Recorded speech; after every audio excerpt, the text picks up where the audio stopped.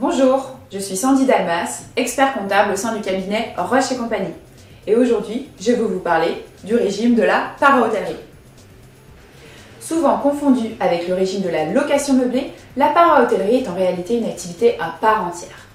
Ainsi, la para-hôtellerie est caractérisée en présence de la mise à disposition d'un logement meublé et de la fourniture d'au moins 3 des 4 services suivants de manière professionnelle et dans des conditions similaires à l'hôtellerie.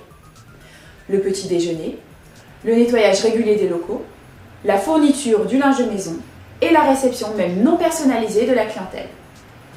Contrairement à l'activité de location meublée, la para-hôtellerie est présumée professionnelle dès lors que l'exploitant participe de manière personnelle, directe et continue à l'accomplissement des actes nécessaires à cette activité. Quels sont les avantages? C'est une activité assujettie à la TVA. C'est effectivement une aubaine pour les acquéreurs de biens neufs ou nécessitant des travaux importants, car ils pourront obtenir le remboursement du crédit de TVA.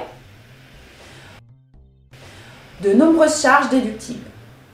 Tout comme l'activité de location meublée, la para-hôtellerie relève de la catégorie des bénéfices industriels et commerciaux.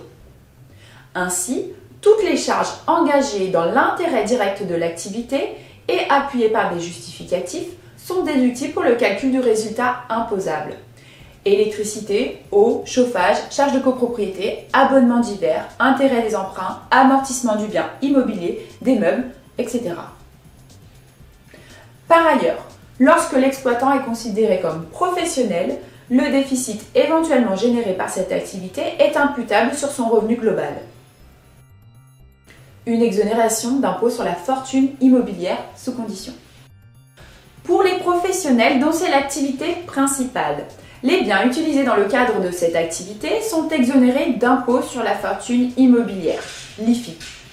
Les modalités d'imposition à l'IFI dépendent de la nature juridique de l'exploitant, exploitant individuel, société fiscalement transparente, société à l'IS, etc.